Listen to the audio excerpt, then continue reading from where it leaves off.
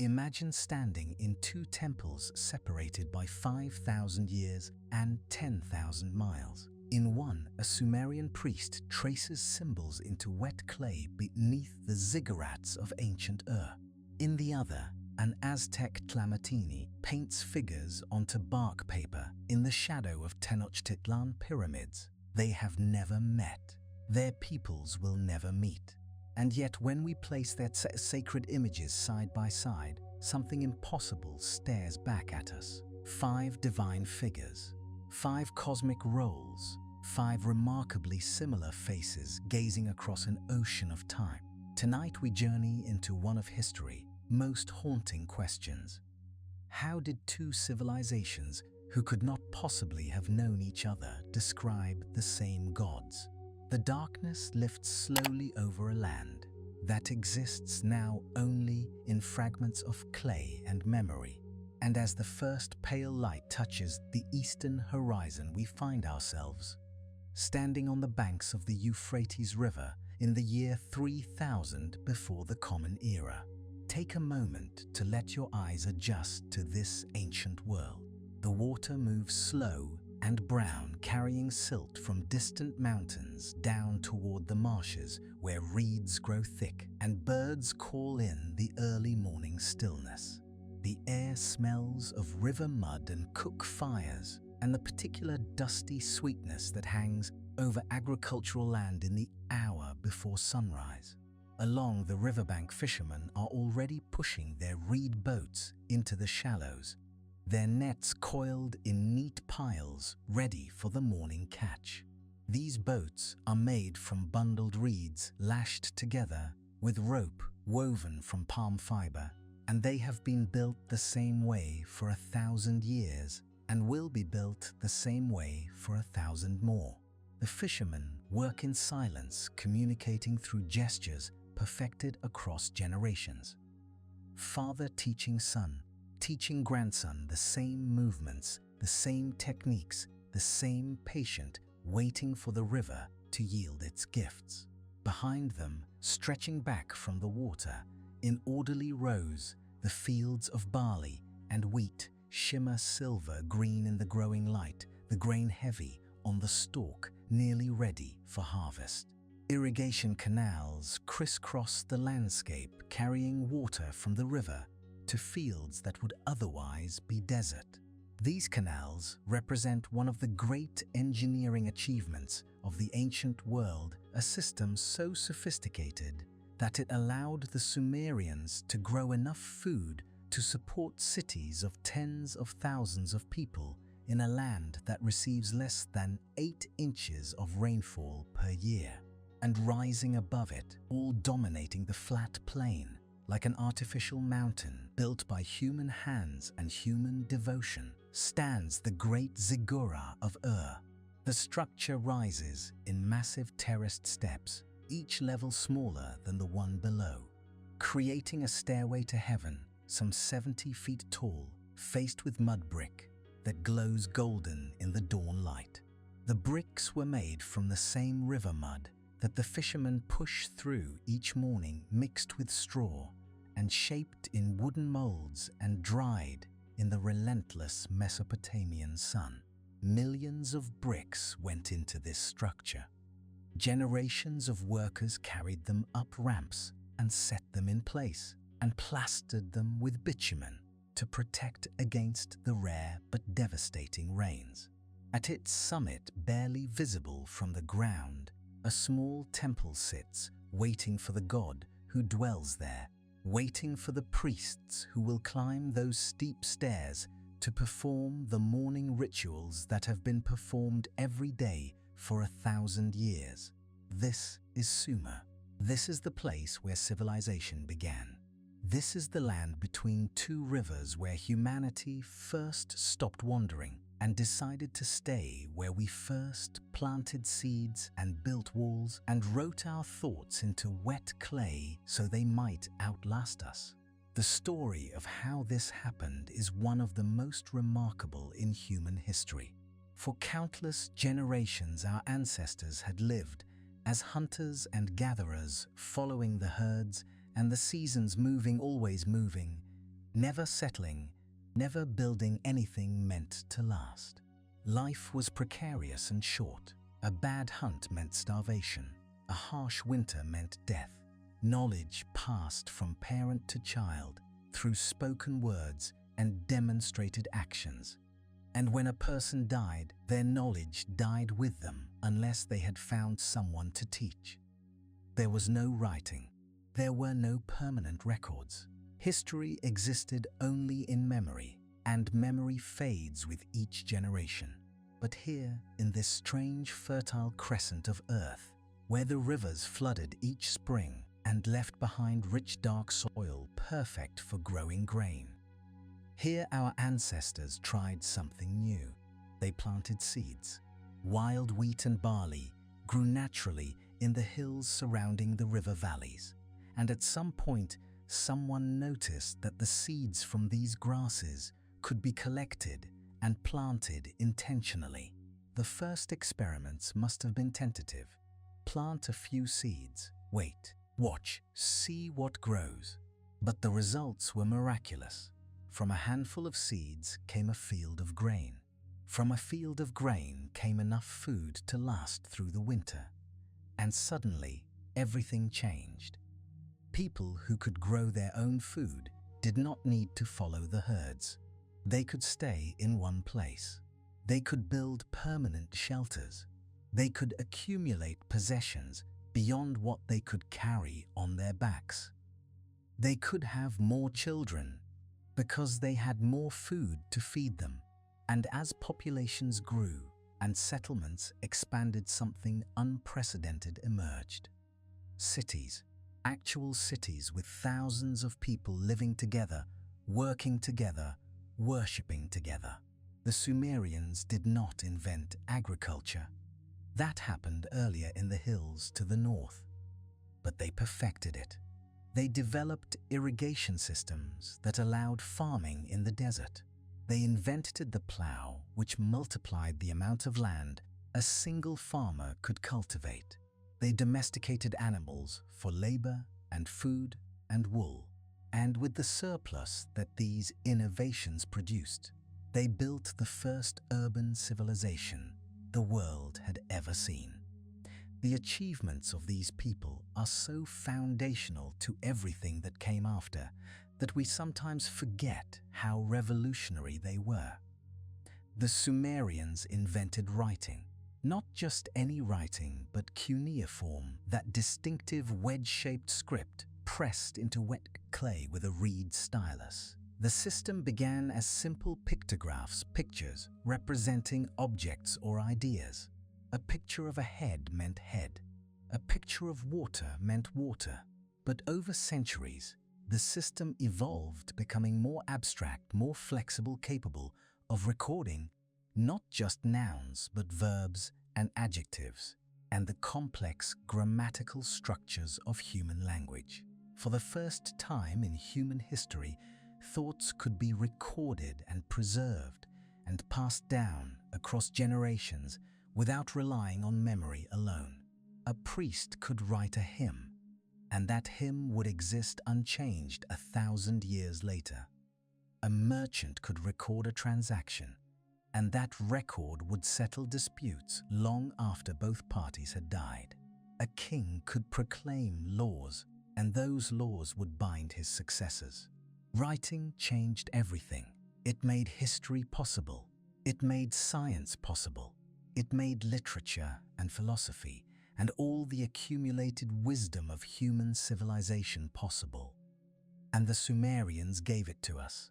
They built the first true cities.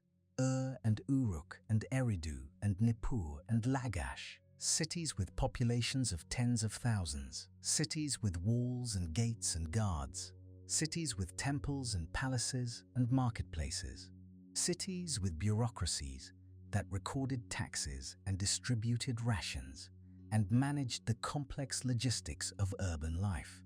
They developed the first formal law codes. Before writing laws were customs passed down through oral tradition, subject to the memory and interpretation of whoever happened to be judging a dispute. But the Sumerians wrote their laws down. They carved them into stone and set them in public places where anyone could see them. Justice became consistent and knowable. A person accused of a crime could point to the written law and demand fair treatment. The concept seems obvious to us now, but it was revolutionary then. They established the first schools, the Edaba or tablet house, where young scribes learned to read and write and calculate. The curriculum was rigorous. Students spent years copying texts and memorizing signs and practicing the complex art of pressing clear legible marks into wet clay. They learned mathematics and astronomy and literature and law. They became the educated elite who would run the temples and the palaces and the trading houses. And the mathematics they learned was sophisticated. The Sumerians used a base 60 system rather than the base 10 system we use today. 60 is divisible by more numbers than 10, making calculations easier in many ways. And we still use their system every time we look at a clock and see 60 seconds in a minute and 60 minutes in an hour. We still use it when we divide a circle into 360 degrees. 4,000 years later, Sumerian mathematics structures our understanding of time and space. They invented the wheel, that simple, profound technology that changed everything about transportation and trade and warfare. Before the wheel, heavy loads had to be carried or dragged. The wheel made it possible to move goods efficiently over long distances. Trade routes expanded. Resources flowed from regions of abundance to regions of scarcity. Civilizations that had been isolated became connected. And all of this emerged from the mud flats of southern Iraq, from a people who looked up at the vast sky and wondered who had made them and why they were here. The answer they found was religion, a complex, sophisticated religious system that touched every aspect of Sumerian life from birth to death and beyond. The Sumerians believed they lived in a world animated by divine forces. The gods were everywhere, in the sun that rose each morning, in the river that flooded each spring, in the grain that grew in the fields, and the fish that swam in the waters. Every natural phenomenon had its divine explanation. Every human activity had its divine patron. And the relationship between humans and gods was understood in remarkably practical terms. The gods had created the universe. They had established its laws and set its cycles in motion. They had created humanity to serve them. Yes, to serve them. The Sumerian creation myths are quite explicit about this. The gods grew tired of the labor required to maintain the universe. They needed servants to do the work they did not wish to do, and so they created humans. We were made to tend the earth and grow the food and build the temples and offer the sacrifices. We were made to feed the gods, and in return the gods might show favor. They might bring rain and good harvests. They might protect the city from enemies. They might grant children and health and prosperity. But the gods were unpredictable. Their favor could be withdrawn at any moment for reasons humans might never understand. A drought might mean the gods were angry. A plague might mean they had been offended. A military defeat might mean they had turned their faces away. And so the Sumerians lived in a state of careful devotion, always watching for signs of divine pleasure or displeasure, always seeking to maintain proper relationship with powers vastly greater than themselves. The center of this religious life was the temple. Every Sumerian city had its patron deity, and at the heart of every city stood the temple of that god. The temple was not merely a place of worship. It was the house of the god. The deity was understood to actually dwell there, present in the cult statue that stood in the innermost sanctuary. And the god needed to be cared for, just as any householder needs care. The priests brought offerings of food and drink each day, setting them before the statue so the god might eat. They burned incense to sweeten the air. They sang hymns to please the divine ears. They dressed the statue in fine garments and adorned it with jewelry. They performed rituals of washing and anointing. The god was treated as a living presence, requiring constant attention and devotion. And the greatest of these temples were the ziggurats. These massive, stepped structures rose from the flat plain like artificial mountains reaching toward the heavens. The ziggurat was understood as a cosmic mountain, a meeting point between earth and sky, between the human world and the divine realm. The gods dwelt in the heavens, but they descended to earth to receive worship, and the ziggurat provided a suitable landing place. At the top of the ziggurat was the temple proper, a small building where the most sacred rituals took place. Only the highest priests were allowed to climb those steep stairs. Only they could enter the presence of the god. And what they did there in that small room at the summit of the artificial mountain shaped the fate of the entire city. When death came, as it came to all the Sumerians, believed the spirit descended to a dark and dusty underworld called Kur. This was not a place of punishment or reward. It was simply where the dead went. A grim, shadowy realm beneath the earth where spirits existed in a diminished state, drinking dust and eating clay, forever separated from the light and warmth of the living world. There was no heaven in Sumerian religion, no paradise waiting for the righteous.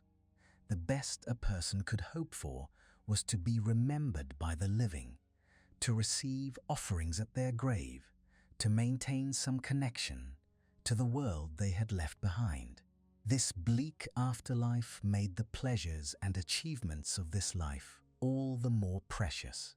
The Sumerians understood that their time in the sun was brief. They sought to accomplish what they could while they lived, knowing that death would bring only shadows. And perhaps this understanding drove their remarkable achievements. If this life is all there is, then build something that will last. Write your name in stone. Press your seal into clay.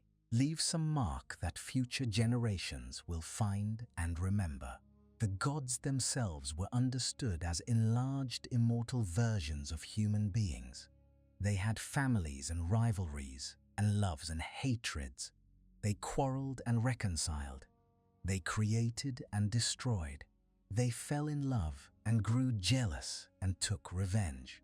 The myths that tell their stories read like soap operas of cosmic scale, full of passion and betrayal and redemption.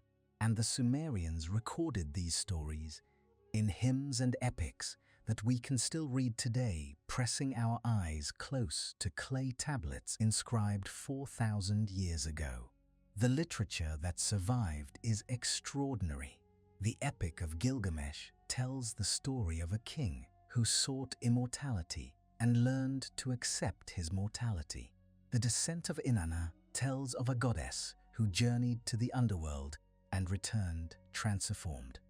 The Enuma Elish tells of the creation of the world from the body of a slain dragon goddess. These stories influenced every civilization that came after. They echo in the Hebrew Bible and Greek mythology and the literatures of the world.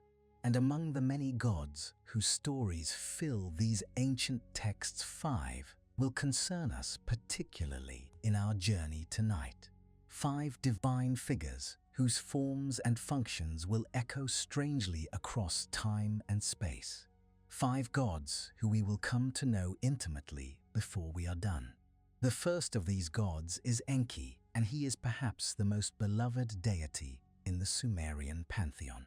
Enki was the lord of the Abzu, that vast underground ocean of sweet fresh water that the Mesopotamians believed existed beneath the earth. Picture it. beneath the dry, dusty surface of the land, beneath the mud flats and the irrigated fields, beneath even the foundations of the great ziggurats, there flowed an endless sea of pure fresh water. This was the Abzu. This was the source of all the springs and rivers that gave life to the land. And Enki dwelt there in a palace of lapis lazuli, beneath the waters, ruling over his watery domain with wisdom and benevolence. Enki was the god of wisdom and magic and crafts.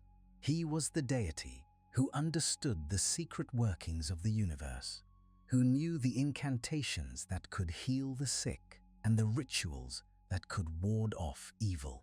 He possessed the me, those divine decrees that governed all aspects of civilization. The me included everything from kingship and priesthood to music and metalworking to sexual intercourse and the art of making beer. Enki held them all, and he was generous in sharing them with humanity. But it was in the creation of humanity that Enki played his most crucial role.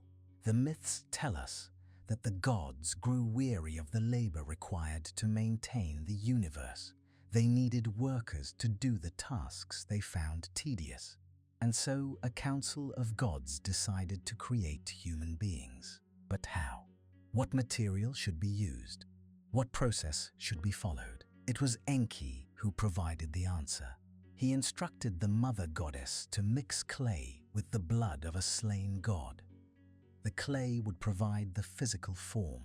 The divine blood would provide the spark of consciousness, the breath of life that would make humans more than mere animated mud. And so it was done. Humanity was fashioned from earth and heaven combined. We carry within us something of the divine mixed with something of the dust. After creating humanity, Enki did not abandon his creation. He became the teacher and protector of the human race. He taught us irrigation, showing us how to channel the waters from the rivers to the fields. He taught us agriculture, showing us how to plant and harvest and store grain.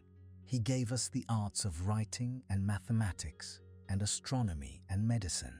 He established the foundations of civilization itself. When the other gods grew angry with humanity and sent the great flood to destroy us, it was Enki who warned the survivor. It was Enki who told the righteous man to build a boat and save his family and the animals. Enki loved humanity. Enki wanted us to thrive. And when we look at how the Sumerian artists depicted Enki on their cylinder seals and temple carvings, we see certain consistent elements that we must remember for later. Streams of water flow from his shoulders or from vases that he holds. These streams represent the life-giving waters of the Abzu, the sweet fresh water that makes civilization possible. Fish swim in these waters, representing the abundance of his domain, and serpents coil around him or emerge from his figure-winding, sinuous bodies that seem to flow like water itself. The serpent was sacred to Enki. It represented wisdom and the flowing nature of water, and perhaps something deeper still about the nature of hidden knowledge. Serpents live in holes in the ground close to the underground waters. They shed their skins and seem to be reborn. They move in flowing curves that echo the movement of rivers and streams. The connection between serpent and water god seemed natural to the Sumerians. Enki's other symbol was the goat fish, a creature that combined the earthly and the aquatic, showing his dominion over multiple realms. Remember this god. Remember the water and the serpents and the role of creator and teacher. Remember that divine blood mixed with earthly clay. We will need these memories soon. The second god we must meet is Anu, and he occupied the highest position in the Sumerian pantheon. Anu was the king of all the gods, the ultimate source of divine authority, the father of the great deities who ruled over various aspects of existence. His name simply means sky or heaven, and he was the personification of the heavens themselves, that vast dome stretching overhead from horizon to horizon. Anu dwelt in the highest heaven, far above the realm where humans lived, and even above the heavens where most gods resided. There were multiple levels of heaven in Sumerian cosmology, and Anu occupied the uppermost, the most remote, the most exalted. His symbol was the horned crown that represented divine kingship. When you see ancient Mesopotamian images of gods wearing crowns with multiple pairs of horns, you are seeing a symbol that derived from Anu, a mark of divine authority that he bestowed upon the other gods. And the stars themselves were considered his army, his attendants, the countless lights that served his will across the night sky.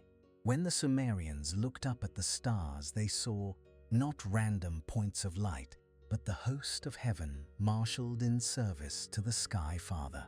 But here is something curious about Anu, something we must note carefully for later comparison. Despite being the supreme god, Anu was remarkably distant from human affairs. The Sumerians did not pray to him directly very often. He received relatively few temples compared to more active deities. He was honored and respected, but not engaged with in the intimate way that worshippers engaged with Enki or Inanna. Anu had delegated the actual running of the cosmos to his children and grandchildren. He was like a retired king, still holding the theoretical authority but no longer making day-to-day decisions. He had handed power to the younger gods and ascended to the highest heaven to watch from afar. This theological structure is important. The supreme sky god honored but distant. The active gods below handling the actual business of the universe. Remember this pattern, we will see it again. The third god is Enlil. And if Anu was the theoretical king of the gods, Enlil was the one who actually wielded power. Enlil was the lord of wind and storms, and he ruled from the city of Nippur, which was considered the religious capital of Sumer, even when political power lay elsewhere. The other gods gathered in assembly to make decisions about the fate of the cosmos, and it was Enlil who presided over these assemblies. It was Enlil whose word was final. His decrees could not be overturned by any other god, not even by Anu himself. The tablets of destiny, those divine objects that determined the fate of all things, were held by Enlil. Whoever possessed these tablets controlled destiny itself, and Enlil guarded them jealously. He was associated with the mountain as his sacred domain, while the other Mesopotamian landscape was flat. Enlil represented the mountainous regions to the north and east, where storms gathered before sweeping down onto the plains. The howling wind was his voice. The devastating storm was his wrath, and humans approached Enlil with genuine fear, because while he could be benevolent, he was equally capable of terrible destruction. It was Enlil who sent the Great Flood to destroy humanity in the Sumerian version of the deluge myth. The noise of human cities had disturbed his rest, and in his irritation he decreed that all people should be wiped from the earth. Only Enki intervention saved a remnant. Enlil was not evil, but he was terrifying. His moods were unpredictable, his anger was swift and devastating. When he moved against something, nothing in heaven or earth could stop him. The relationship between Enlil and Enki is particularly important for our purposes. They represented two different approaches to dealing with humanity. Enki was the protector who loved his creation and sought to help it flourish. Enlil was the stern judge who demanded obedience and punished transgression. They worked together, but they also opposed each other, serving as counterbalances in the divine order.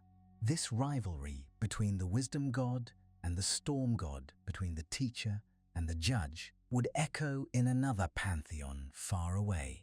The fourth god is Utu, known later by his Akkadian name Shamash, and he was the sun god of the Mesopotamian world.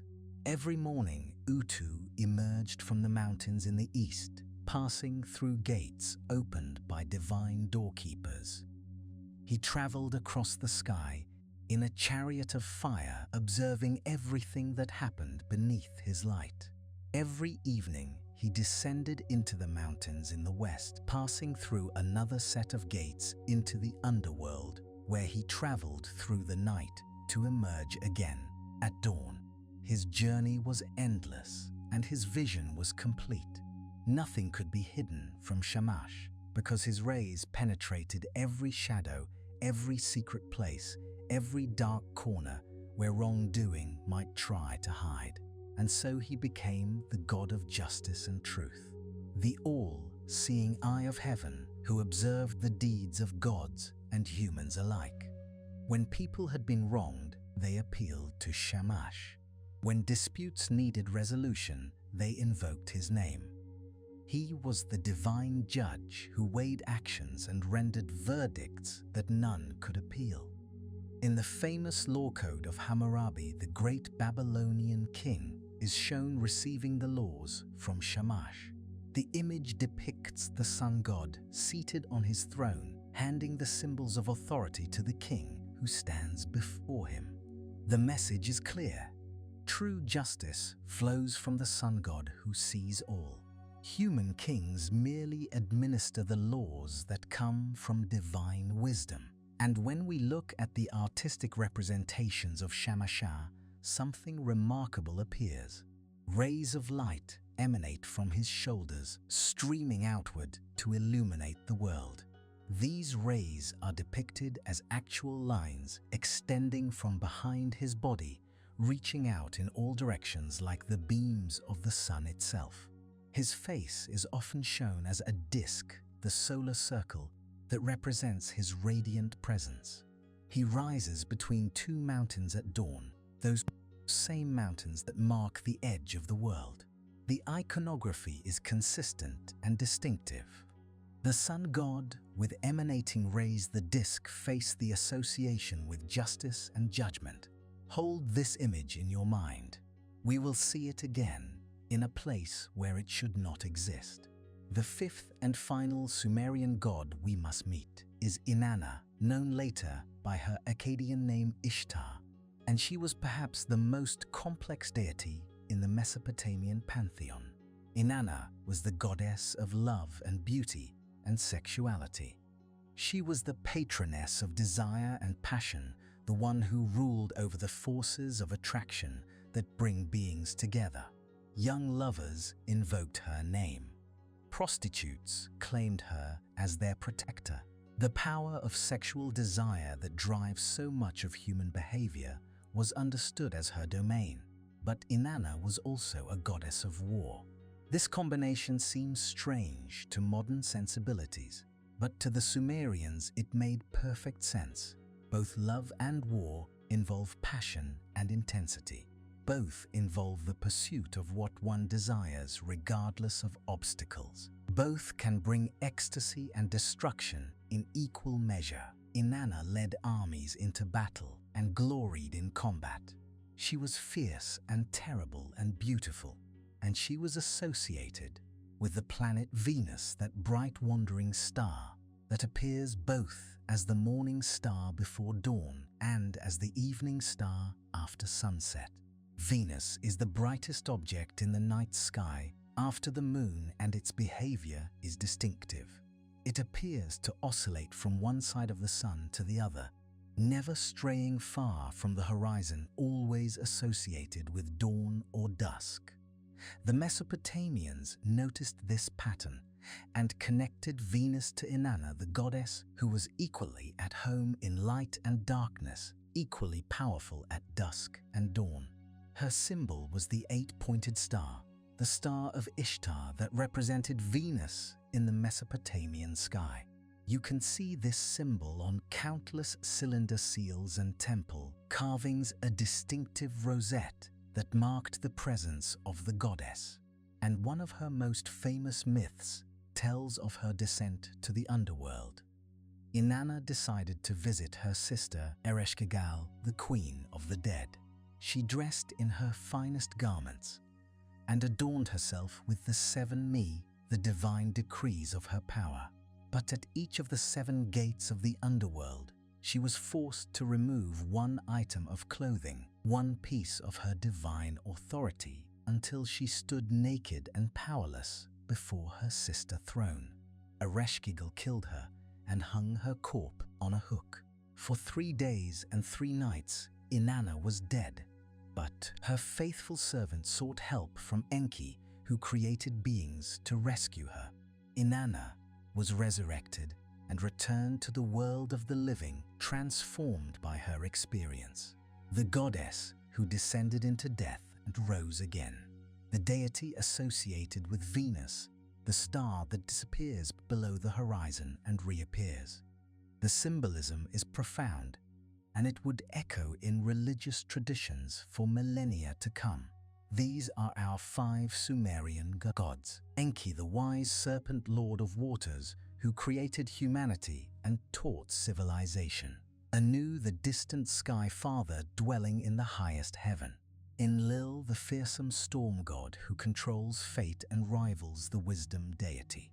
Utu, the radiant sun god with emanating rays who judges all beneath his gaze. Inanna, the complex goddess of love and beauty associated with the planet Venus. Remember their faces, remember their functions, remember their symbols and their stories. We are about to leave Sumer behind and travel to a place where we will meet them again, wearing different names and speaking different languages, but somehow unmistakably the same. Now we must leave this place. We must travel forward through time and across the greatest ocean on Earth. The journey is impossible by any means the ancient world possessed. No ship that the Sumerians built could cross the Atlantic. No ship that anyone built for another 4,000 years could make that crossing safely. The ocean was an absolute barrier, a void of salt water stretching thousands of miles with no landmarks and no way to navigate, and no guarantee of finding land on the other side. And yet we must cross it, because on the far shore something waits that should not exist. Hold in your minds the 5 faces we have seen. Hold the images of serpents and water, and emanating rays and distant sky fathers and Venus goddesses. We will need these memories. The journey takes us first through centuries of Sumerian civilization, watching from above as the cities rise and fall as empires conquer and are conquered. The Akkadians come from the north, led by Sargon the Great, who creates the first true empire in human history, uniting the Sumerian cities under a single rule. The Akkadians adopt the Sumerian gods, giving them new names but keeping their essential forms. Enki becomes Ea, Anu remains Anu, Enlil remains Enlil, Utu becomes Shamash, Inanna becomes Ishtar. The gods survive the change in political power. They survive because they are real to the people who worship them.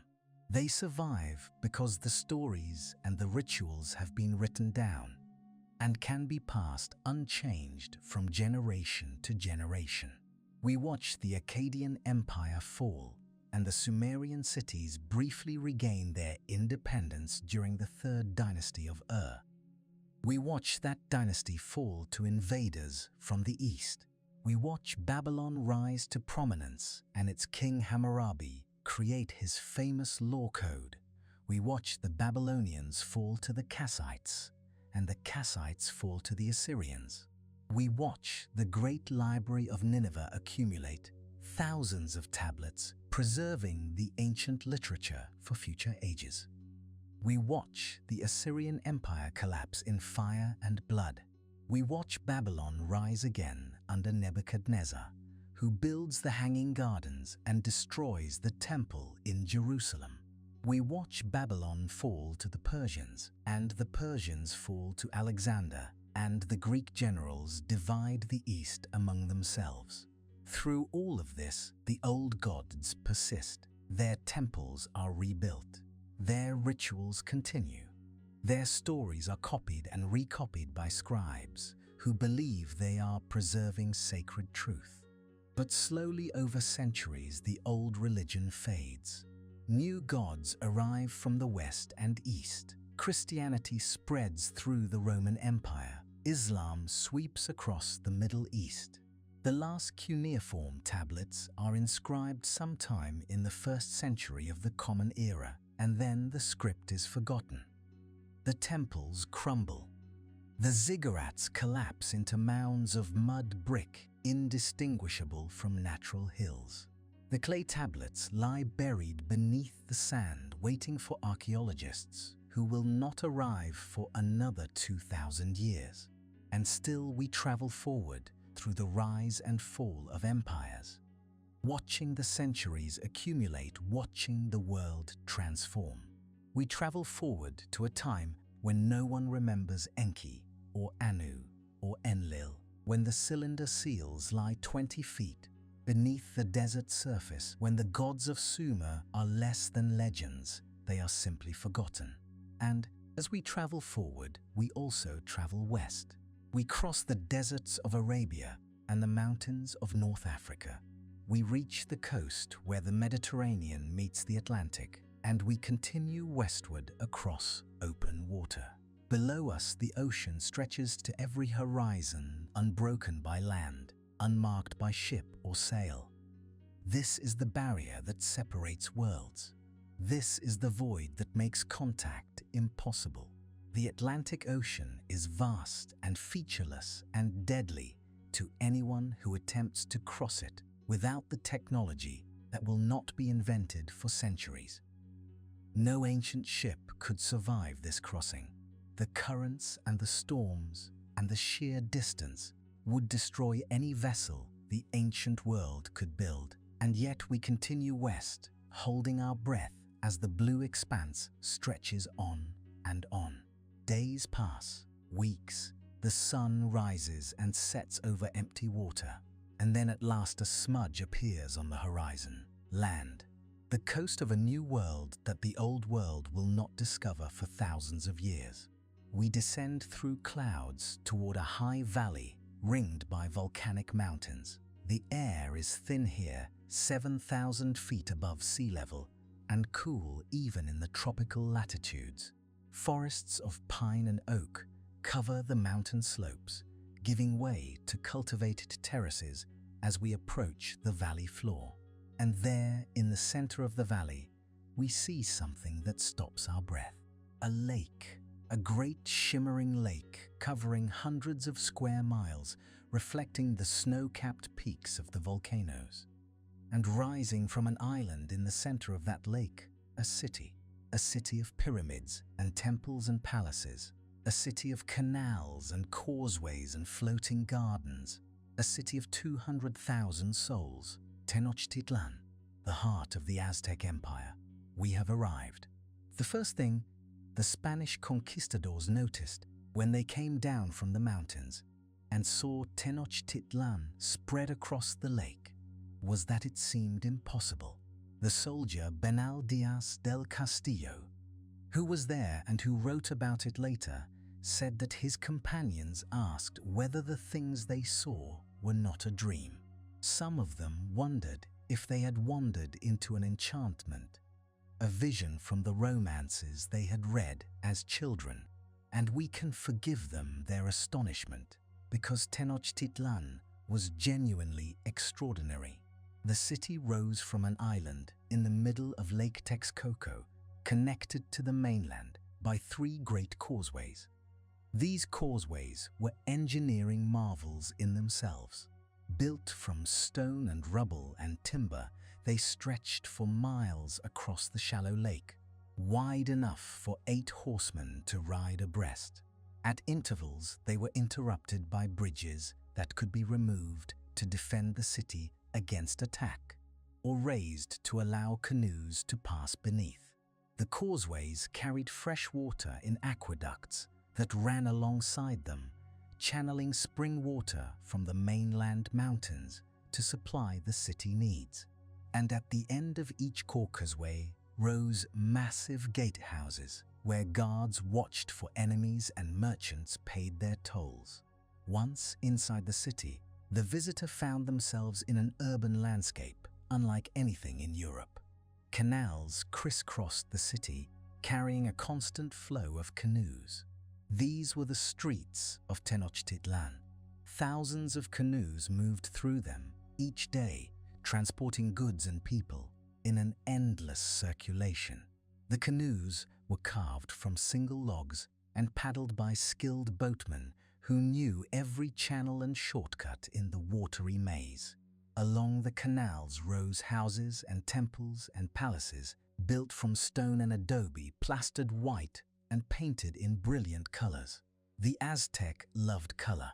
Their buildings were decorated with murals depicting gods and heroes and historical events. Their clothing was woven in intricate patterns of red and blue and yellow and green. Their markets displayed goods of every hue, feathers of tropical birds, jade and turquoise, precious stones, obsidian blacker than night cacao beans, the color of earth. The visual impact was overwhelming, and everywhere you looked, the pyramids rose. The Aztecs built their temples in the form of stepped pyramids like the ziggurats of ancient Mesopotamia. These structures rose in terraced levels, each level smaller than the one below, with steep staircases climbing the front face to shrines at the summit. The greatest of these was the Templo Mayor at the very center of the city. It rose 60 meters tall, dominating the urban landscape, visible from anywhere in the valley. Its sides were painted. The northern shrine was blue for the rain god Tlaloc. The southern shrine was red for the war god Huitzilopochtli, and the stairs between them were stained dark with the blood of sacrifices. The Aztec gods demanded blood. The universe itself ran on blood. The priests climbed those steep steps each day to perform rituals that kept the sun moving across the sky, that kept the rain falling on the fields, that kept the cosmic order intact. We will speak more of this later. For now, simply notice the pyramids rising against the blue mountain sky, and remember the ziggurats of Sumer rising against the endless desert horizon. The same form, the same function, separated by an ocean and 5,000 years. The Aztec people had not always lived here. Their own histories trace their origins to a place called Aztlan, somewhere to the north. The name Aztec comes from this place, Aztlan. They called themselves the Mexica, but the name Aztec has stuck in modern usage. According to their traditions, they had lived in Aztlan as one of 7 tribes until their patron god, Huitzilopochtli, commanded them to leave and seek a new homeland. He told them to look for a sign, an eagle perched on a cactus devouring a serpent. When they found this sign, they would know they had reached their destination. And so the Mexica wandered. For generations they traveled south, moving from place to place, never settling, always searching. The journey was hard. Other peoples occupied the good land. The Mexica were often driven out, forced to move on, forced to live on the margins. They developed a reputation as fierce warriors, partly from necessity. When you have nothing, you fight harder to keep what little you gain. And then one day, according to the legend, they saw the sign. An eagle perched on a cactus growing from a rock in the middle of a swampy lake. The eagle held a serpent in its talons. This was the place. This was the promised homeland. The year was approximately 1325 of the Common Era. The location was an unpromising island in Lake Texcoco, surrounded by the territories of more powerful peoples. But the Mexica built their city there. They drove wooden stakes into the lake bed and filled the spaces between them with mud and rubble, creating new land where none had existed. They built their first temples and their first houses on this reclaimed ground. They made alliances and fought wars and slowly expanded their power. And in less than 200 years, they had built an empire stretching from coast to coast, ruling over millions of people, collecting tribute from hundreds of cities. It is one of the most remarkable rises in human history. From landless wanderers to masters of Mexico in 7 generations. And throughout this rise, the religion of the Mexica defined their identity and drove their ambitions. The gods had chosen them. The gods had led them to this place. The gods demanded service and sacrifice in return. The entire Aztec state was organized around religious obligations. The calendar of festivals structured the year. The requirements of the temples shaped the economy. The need for sacrificial victims drove military expansion. Religion was not a separate sphere of life. Religion was life itself. The Aztec were accomplished astronomers. They tracked the movements of the sun and moon and planets with remarkable precision, using observations accumulated over centuries. Their calendar system was extraordinarily complex. They used 2 interlocking calendars simultaneously. The first was a solar calendar of 365 days, divided into 18 months of 20 days each, plus 5 unlucky days at the end. This calendar tracked the agricultural year, the seasons of planting and harvest. The second was a ritual calendar of 260 days, divided into 20 periods of 13 days each. This calendar governed religious ceremonies and determined which days were lucky or unlucky for various activities. The 2 calendars meshed together like interlocking gears, producing a cycle of 52 years before the combination of day names repeated. This 52-year cycle was profoundly important to the Aztec. At the end of each cycle, there was a real fear that the world might end. The sun might not rise again. The universe might collapse back into chaos. And so, elaborate ceremonies marked these transitions, rituals designed to ensure that the cycles would continue, that the sun would rise, that life would go on. The Aztec also tracked the movements of Venus with particular care. Venus was associated with Quetzalcoatl, the feathered serpent, and its cycles had important ritual significance. The planet appears as the morning star for about 260 days, then disappears behind the sun for about 50 days, then reappears as the evening star for another 260 days before disappearing again for about 8 days in front of the sun. The Aztec astronomers had figured out this cycle. They knew when Venus would appear and disappear. They planned their ceremonies and their wars around its movements. Remember this connection between Venus and Quetzalcoatl. We will return to it. The Aztec mathematical system was based on 20 rather than 10 or 60. They counted fingers and toes rather than just fingers. Their numerals used dots for units and bars for fives, with special symbols for 20 and 400 and 8,000. They could perform complex calculations and keep detailed records, though their system was less flexible than the Sumerian base 60 or our modern base 10. And all of their knowledge was recorded in beautiful painted books called codices. These were made from bark paper, produced by pounding the inner bark of fig trees until the fibers meshed together into a smooth writing surface. The paper was coated with white lime plaster and then painted with images and glyphs in brilliant colors. The books were folded like accordions, each page revealing a scene in the ongoing narrative. The codices recorded histories and genealogies and tribute lists and astronomical tables and the stories of the gods. They were precious objects stored in temples and libraries and brought out for consultation on important occasions.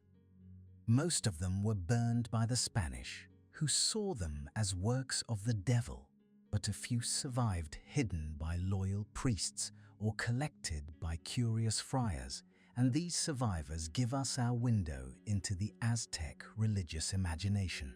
At the center of Aztec religious life was the temple. The Nahuatl word for temple was teocalli, which means God house. This parallels precisely the Sumerian understanding. The temple was not merely a place of worship, but the actual dwelling of the deity.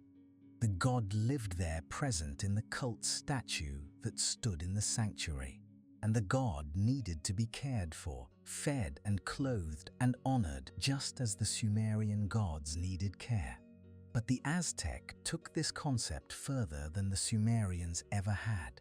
The gods did not merely need food and incense, the gods needed blood. This is the aspect of Aztec religion that modern people find most difficult to comprehend. Human sacrifice was central to Aztec worship. The hearts of victims were cut out while they still beat and offered to the sun. The blood was poured over the altars and the statues. The bodies were rolled down the pyramid steps. The scale of this sacrifice is debated by historians, but it was certainly substantial.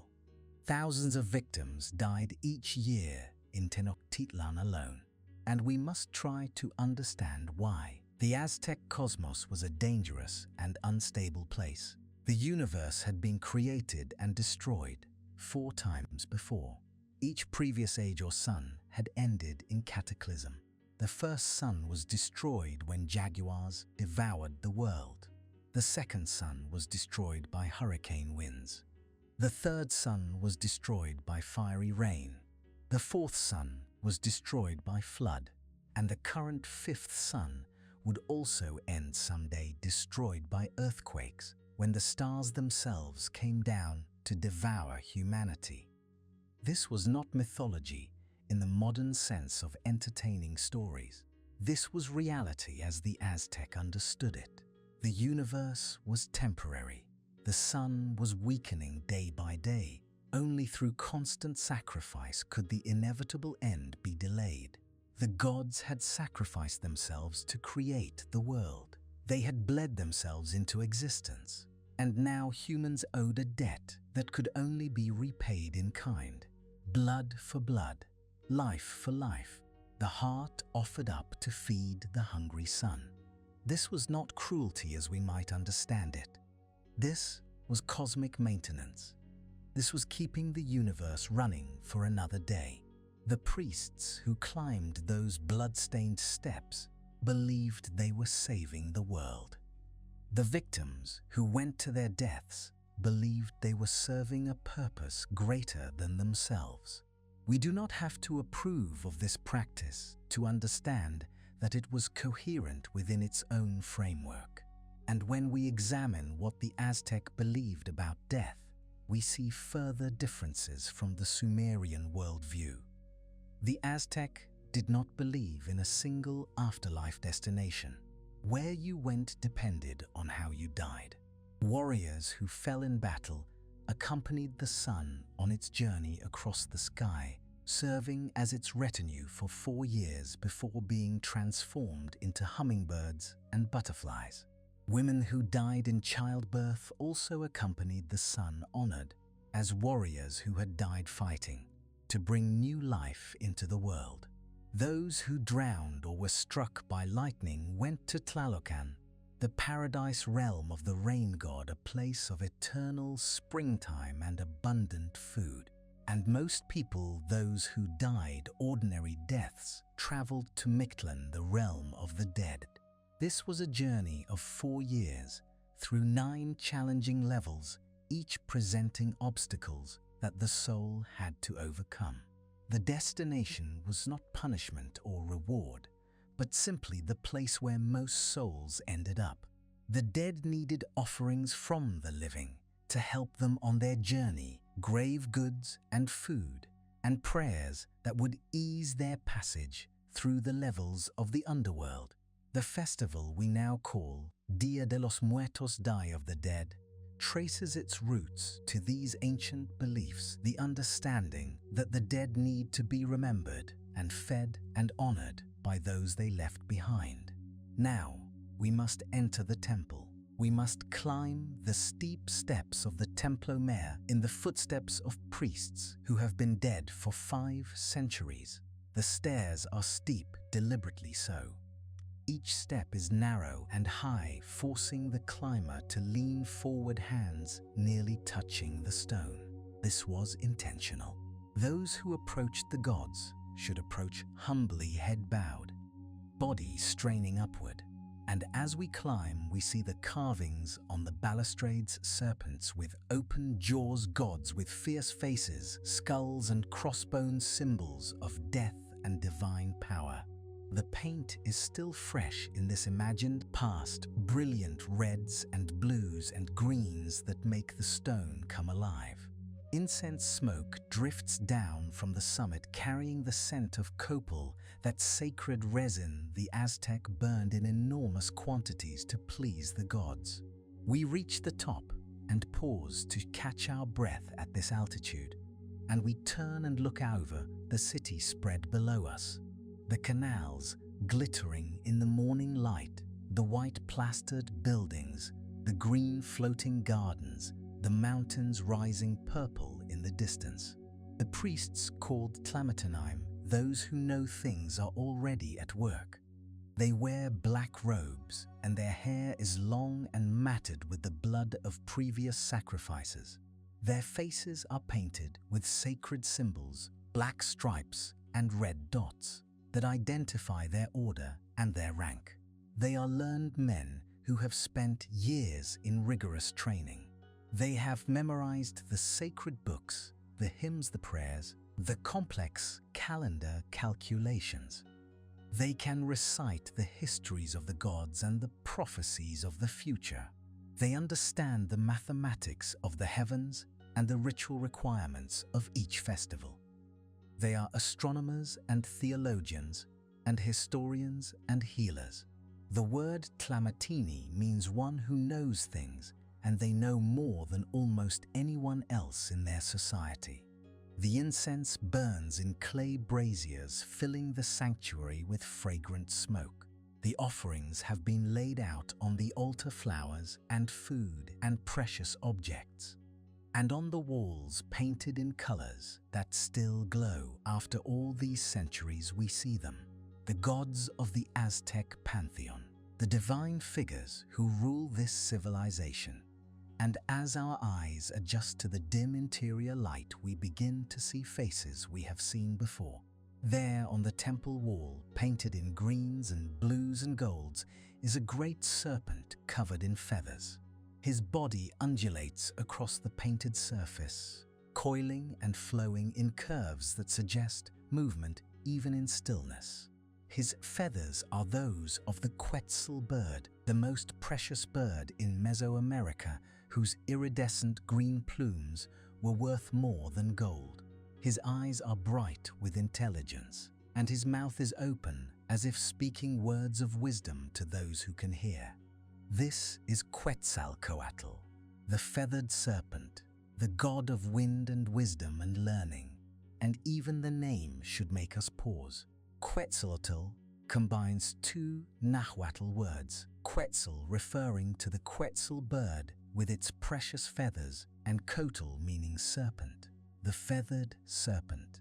Here again, as in Sumer, we have a serpent deity. Here again, the serpent is associated with wisdom and hidden knowledge. Here again, the serpent is connected to flowing movement, to the sinuous curves that echo water and wind. The myths tell us that Quetzalcoatl was a creator god. When the 5th sun needed humans to inhabit it, Quetzalcoatl descended to the underworld, to retrieve the bones of previous humanity. The journey was dangerous. The Lord of the Underworld tried to trick him and trap him. But Quetzalcoatl persevered and gathered the precious bones and brought them to the place where the gods had gathered. There the bones were ground into meal by the goddess Quilastli.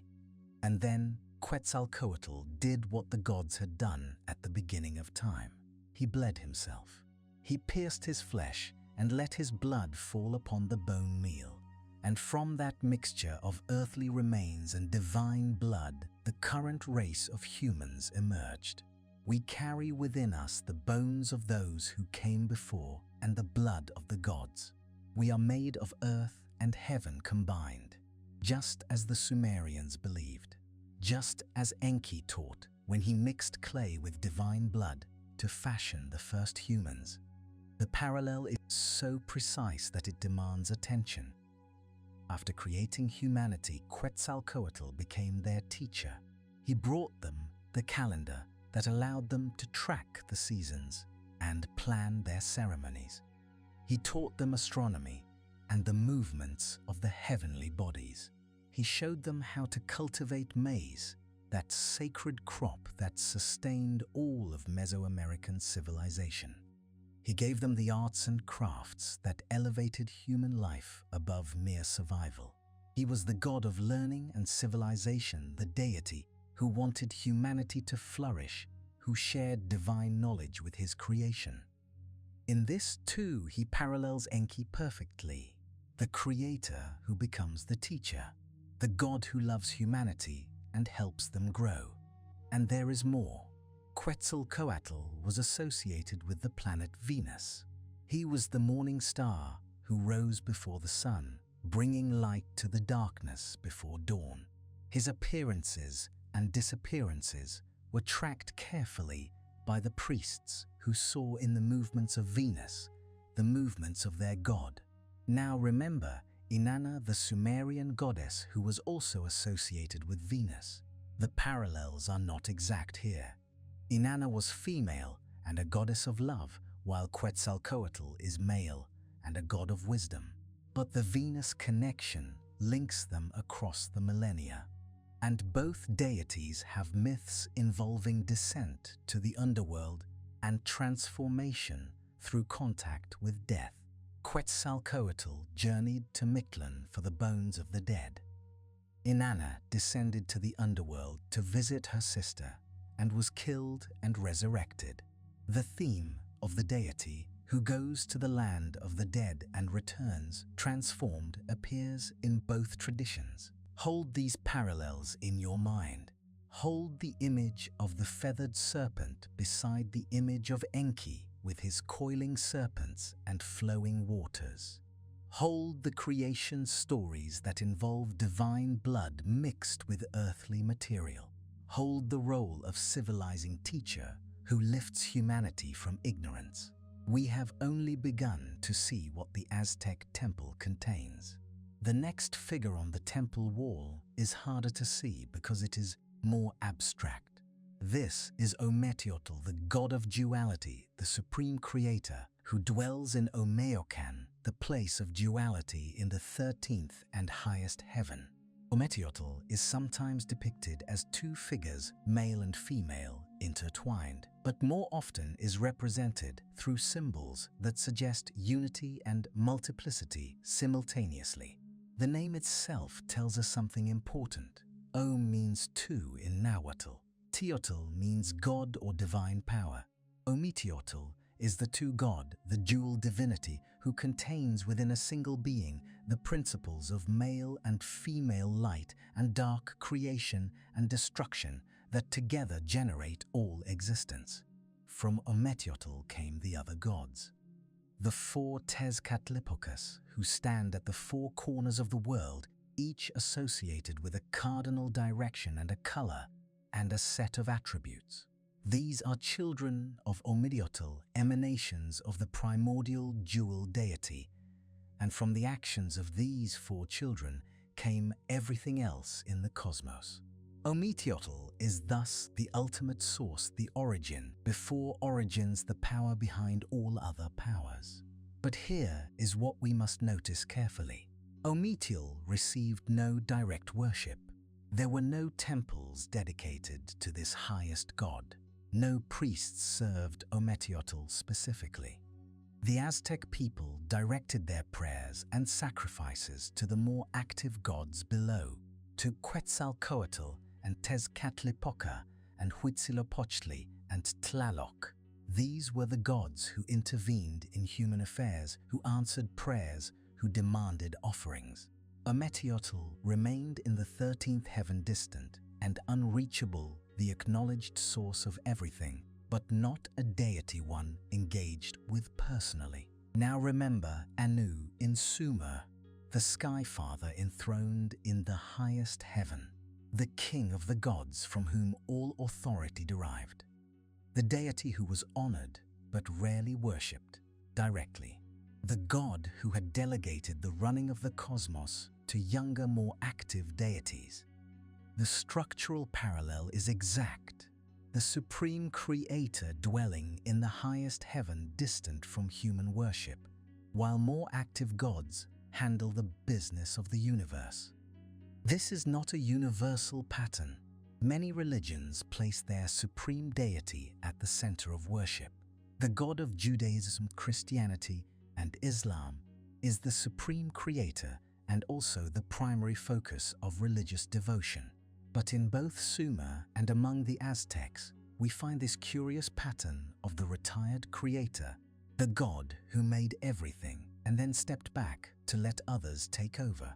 Two cultures separated by 5,000 years and 10,000 miles arrived at the same unusual theological structure. The third figure on the temple wall is darker and more terrifying. He is painted in blacks and deep blues with touches of red, and his face is partly hidden by an obsidian mirror that replaces one of his feet, or is held in his hand depending on the depiction. This is Tezcatlipoca, the smoking mirror. His name comes from the obsidian mirrors the Aztec used for divination. These mirrors, made from volcanic glass, polished to a high shine, were believed to show visions of the future and distant events. Priests would gaze into them, seeking knowledge hidden from ordinary sight. And Tezcatlipoca was the lord of this hidden knowledge. He was the god of the night sky and destiny and fortune and change. He elevated kings and cast them down. He brought wealth and took it away. He controlled the fate of every human being, spinning out the thread of their lives and cutting it when he chose. He was the patron of sorcerers and warriors, and those who lived by their wits. He was associated with the jaguar, that powerful nocturnal predator, and with the north wind that brings cold and darkness. And he was locked in eternal rivalry with Quetzalcoatl. The myths tell of their conflicts stretching across the ages. In one story, Tezcatlipoca tricked Quetzalcoatl into getting drunk and committing shameful acts, which led to Quetzalcoatl exile from the great city of Tula. In another story, the two gods cooperated to create the world, but then fought over who would be the sun, bringing destruction in their wake. Their relationship was one of opposition and balanced the wise civilizer against the cunning trickster, the light against the dark. Neither could exist without the other. Neither could be fully understood without reference to the other. Now remember Enlil, the Sumerian storm god, the active wielder of cosmic power, while the theoretical high god remained distant, the controller of fate and destiny through divine authority. The god feared as much as worshipped. The deity locked in tension with the wisdom god. Enlil opposed Enki in the flood narrative, seeking to destroy humanity, while Enki worked to save them. Their rivalry shaped the course of cosmic history. And here in the Aztec pantheon we find the same pattern. The storm god and the wisdom god in eternal opposition, the fates of heaven and earth hanging on their conflict. The parallel is not perfect. Tezcatlipoca is more of a trickster than Enlil, who was straightforwardly powerful. But the structural position is the same. The fearsome god who controls destiny. The rival of the wisdom deity, the one who brings change and destruction. We add this parallel to our growing collection. The fourth figure on the temple wall burns with radiant power. He is painted in yellows and oranges and reds, and his face stares outward with an intensity that seems to follow you as you move. His tongue protrudes, demanding sustenance, and from around his face rays extend outward, reaching toward the edges of the painted surface, like the beams of light that reach from the sun to warm and illuminate the earth. This is Tonatiuh, the sun god. His face occupies the very center of the famous Aztec sunstone, that massive circular calendar that has become an icon of Mesoamerican civilization. When you see that image, the fierce face at the center, with rays and symbols surrounding it, you are seeing Tonatiuh demanding his due. The Aztecs believed they lived in the age of the fifth sun. 4 previous suns had risen and fallen, each destroyed by a different cataclysm. Tonatiuh was the current sun, and like his predecessors, he would eventually fall. But his fall could be delayed. His strength could be maintained. The sun required sustenance to continue his journey across the sky. He needed to be fed, and the food he craved was human blood, the human heart, the most precious offering humans could give. The sacrifices at the Templo Mayor were understood as feeding the sun. Each heart lifted to the sky, each stream of blood poured out, gave Tonatiuh the strength to rise again the next morning. Without these offerings, the sun would weaken and falter. Without the constant flow of sacrifice, the fifth sun would end, and darkness would swallow the world. Tonatiuh was thus a god who demanded everything. He saw that happened under his light. He judged the worth of those who died, determining their fate in the afterlife. Warriors who fell in battle became his companions, traveling with him across the sky. He was all-seeing and all-judging, radiating power in every direction. And when we look at the artistic representations of Tonatiuh, something should strike us immediately. The rays emanating from his face, the disc-like quality of his visage, the association with judgment and fate. Now remember Utu, the Sumerian sun god, Shamash as he was later called, the god depicted with rays streaming from his shoulders, the disc-faced deity rising between 2 mountains at dawn, the divine judge who saw everything and weighed all actions. The visual parallel is striking. Both cultures depicted their sun god with emanating rays reaching outward from a central face. Both associated the sun with justice and judgment. Both showed the sun as a disk, a radiant circle of power. This is not simply the case of both cultures having a sun god. Every agricultural culture has some form of sun deity because the sun is essential to agriculture. The parallel runs deeper. It lies in the specific visual conventions for representing the sun god. The rays streaming outward, the judgmental gaze, the disk face. These are artistic choices, and both cultures made the same choices. The fifth figure on the temple wall is gentler than the others. She is surrounded by flowers and birds and precious things. Her face is beautiful and her posture is graceful. She wears the finest garments and the most elaborate jewelry. This is Xochiquetzal. Her name means precious flower or Quetzal flower, combining the Nahuatl words for flower and for the precious Quetzal bird. She was the goddess of beauty and love and sexuality. She was the patroness of artists and lovers and all who sought to create beautiful things. Young couples invoked her blessing. Craftsmen asked for her inspiration. Her realm was the paradise of flowers where everything beautiful and desirable grew in eternal abundance. And like Inanna in Sumer, she was associated with the planet Venus, the bright wanderer that appears as the morning star and the evening star, the goddess of love connected to the star of love. The parallel with Inanna is significant though not perfect. Inanna was also a goddess of war, which Xochiquetzal was not. The Aztec goddess of sexuality and desire was Tlazolteotl, who had a different character entirely. But the core connection remains, a goddess of beauty and love associated with the planet Venus, a deity who represents desire and attraction and the power that brings beings together.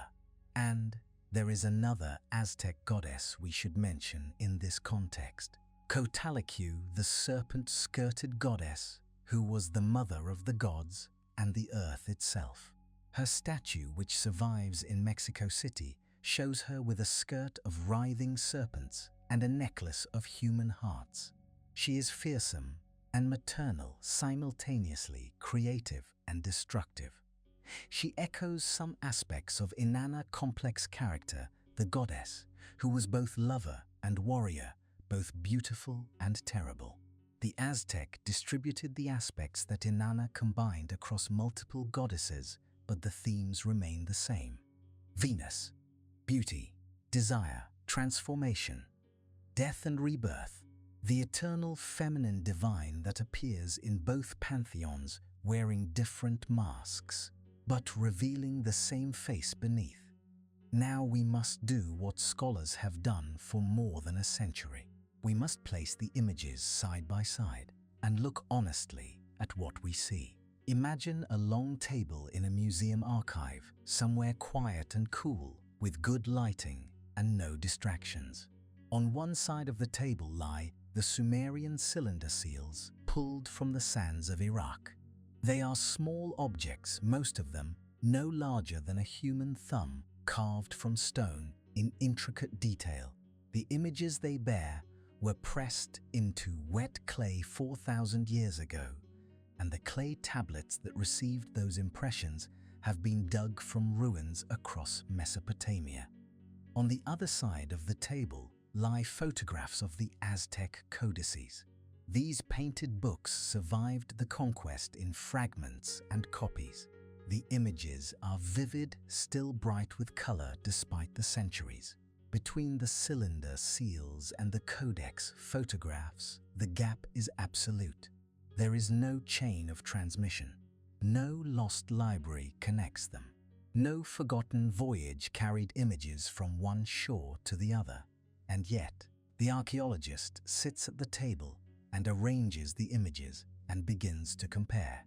Here is Enki on a cylinder seal from dated to approximately 2100 before the Common Era. Streams of water flow from his shoulders. Fish swim in those streams. Serpents coil around his figure or emerge from behind him. He holds a vase from which water pours endlessly. His face is serene with the calm confidence of one who knows secrets. Here is Quetzalcoatl from the Codex Borbonicus, painted in the early 16th century of the Common Era, a great serpent covered in precious feathers.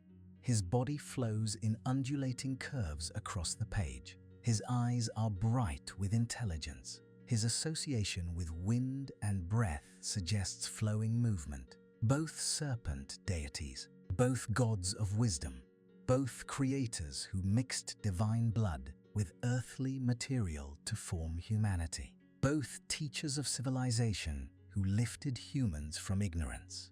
The archaeologist places the images side by side and looks back and forth between them. The serpentine imagery, the flowing lines, the benevolent expressions, the mythological parallels that go beyond visual similarity to structural identity in the religious systems. She shakes her head slightly and moves on. Here is Anu represented on a cylinder seal by his symbol, the horned crown that represents divine kingship. The stars surround his symbol, suggesting his dominion over the heavens. The inscription names him King of the Gods, Father of the divine assembly. He dwells in the highest heaven, removed from the concerns of humans, and even from the active gods who run the cosmos day to day. Here is Ometeotl represented in the codices by abstract symbols of duality, male and female intertwined, the 13th heaven where the primordial creator dwells, the source of all the other gods who emerged from this dual divinity. Both supreme sky deities, both dwelling in the highest heaven, both the ultimate source of divine authority, both curiously absent from direct worship, while more active gods receive the prayers and offerings of the faithful. The archaeologist notes the structural parallel. Not just sky gods, but sky gods who occupy this particular position of honored irrelevance in their respective systems. This is not a universal pattern. This is a specific theological choice that both cultures made independently, if it was independent. Here is Enlil on a cylinder seal depicting the divine assembly. He sits in the position of authority, presiding over the council of gods. The tablets of destiny are his to command. He controls fate. He sends the flood. He is feared and propitiated. His rivalry with Enki shapes the course of cosmic history. Here is Tezcatlipoca from the codices.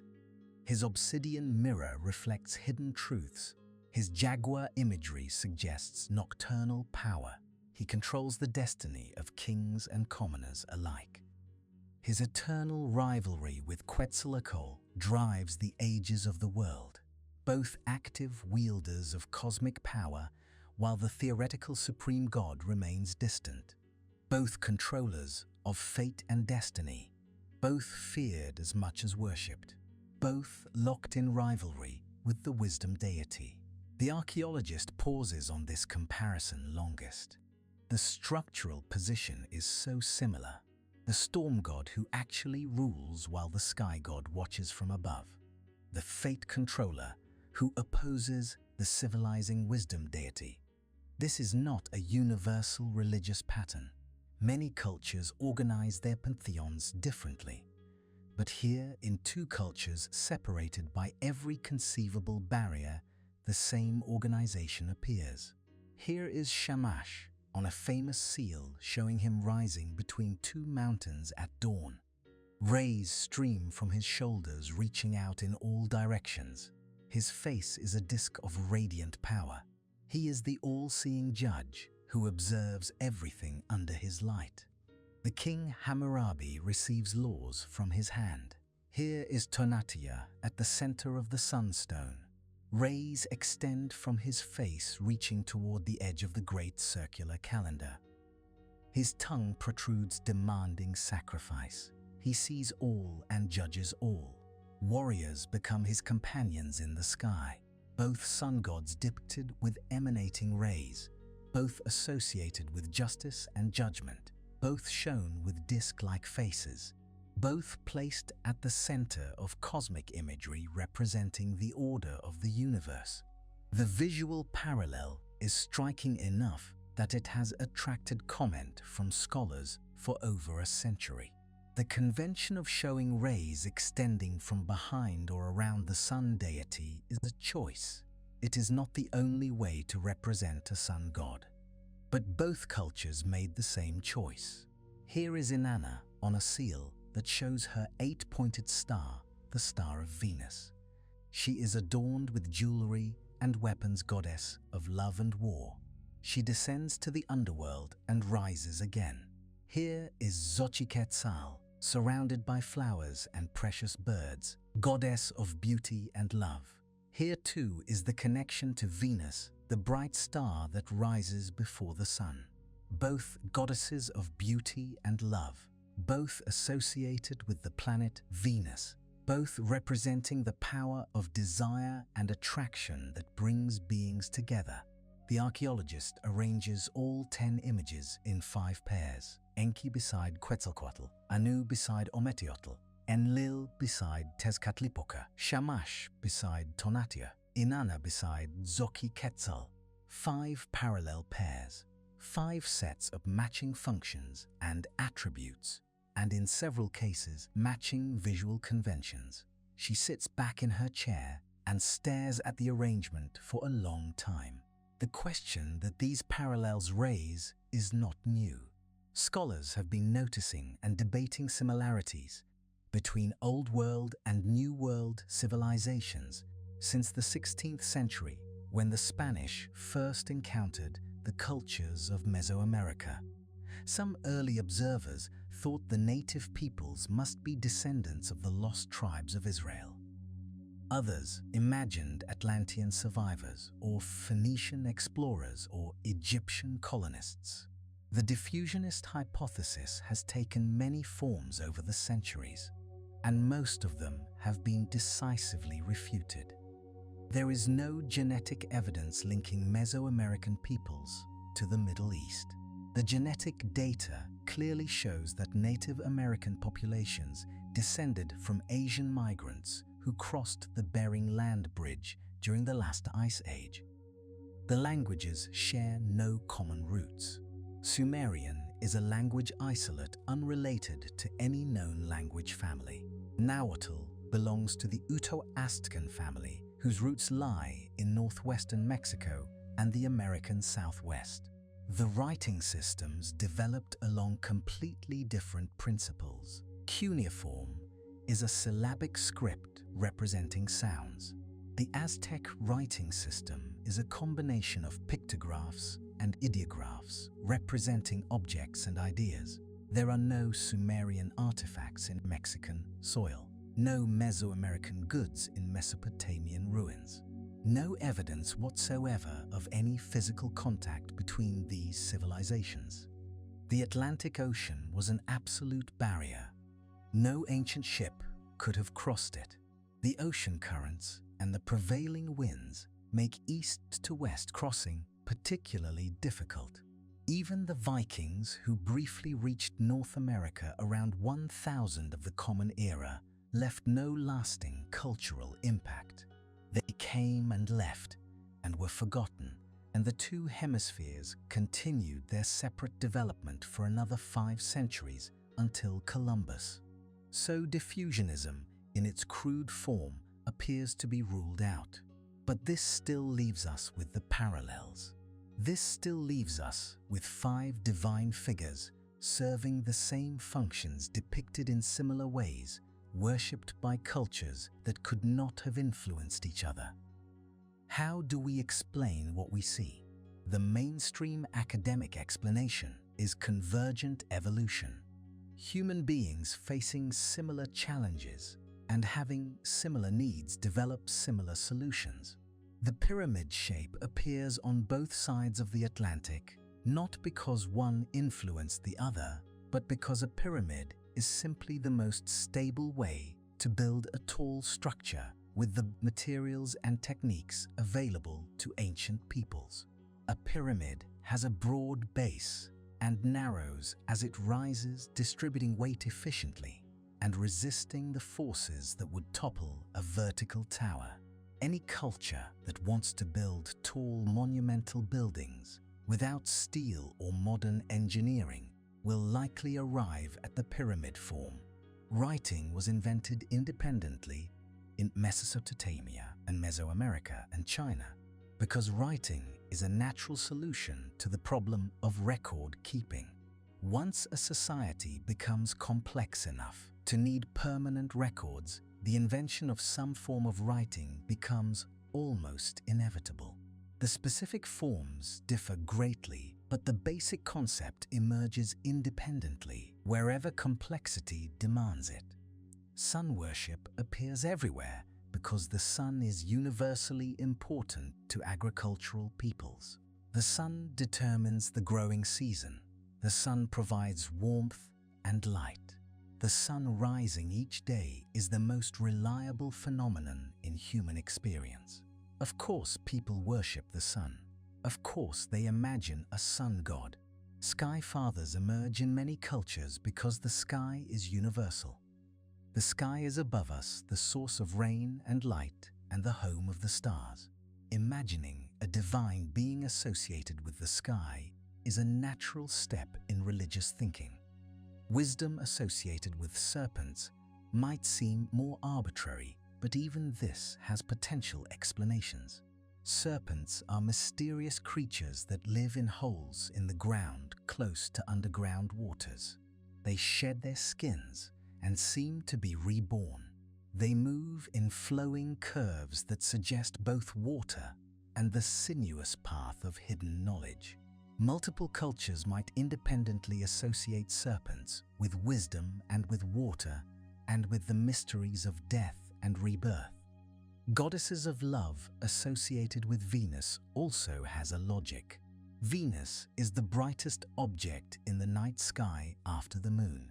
It appears both at dawn and at dusk, associated with the transitions between light and dark.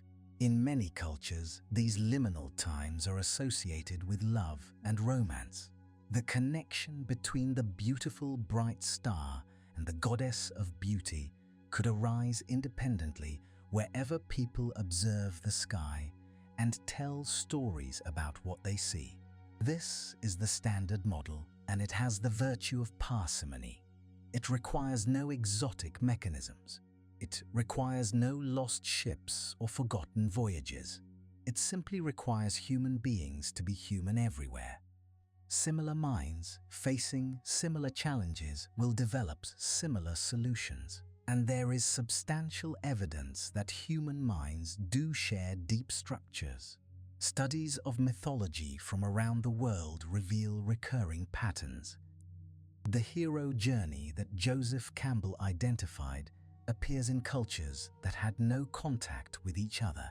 Flood myths appear on every continent. Creation stories often involve primordial waters or cosmic eggs or divine beings who sacrifice themselves to create the world. Something in human psychology produces certain kinds of stories.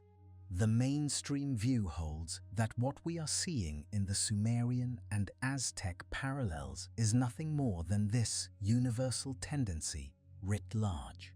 But we must also consider the limitations of this explanation. Convergent evolution explains broad similarities well. Yes, both cultures would have sun gods because the sun matters everywhere. But does it explain why both cultures depicted their sun god with rays emanating from behind the head in strikingly similar artistic conventions? Yes, both cultures might have wisdom deities associated with serpents because serpents are universally mysterious. But does it explain why both cultures said their serpent wisdom deity created humanity by mixing divine blood with earthly material? The creation formula is specific. Many cultures imagine gods forming humans from clay alone, or breathing life into dust, or simply willing people into existence. But here we have the same specific process, divine blood, mixed with earthly matter in both mythologies. The mainstream view would respond that we are being selective. For every parallel we identify, there are dozens of differences we ignore. The cosmologies are distinct in many ways. The ritual practices diverge enormously. The social functions of religion operated in completely different contexts. If we cherry-pick the similarities, while ignoring the differences, we can make any two religions look alike. This is a fair criticism, and we must take it seriously. We must ask ourselves whether we are seeing real patterns or imposing patterns on random data. The human mind is very good at finding patterns even where none exist.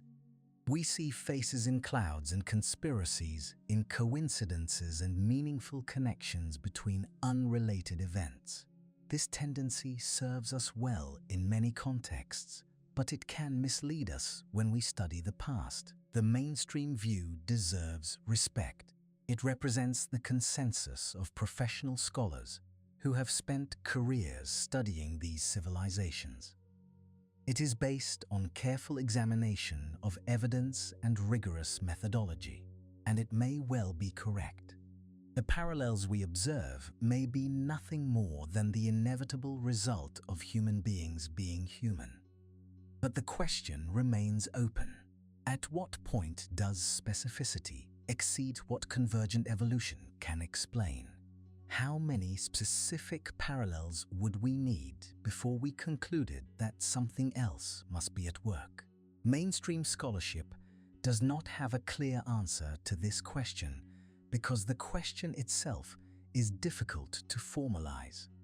We are left with a matter of judgment, and honest scholars can differ in their judgments. There is another perspective we should consider, one that looks not to ancient ships or evolutionary convergence, but to the structure of human consciousness itself.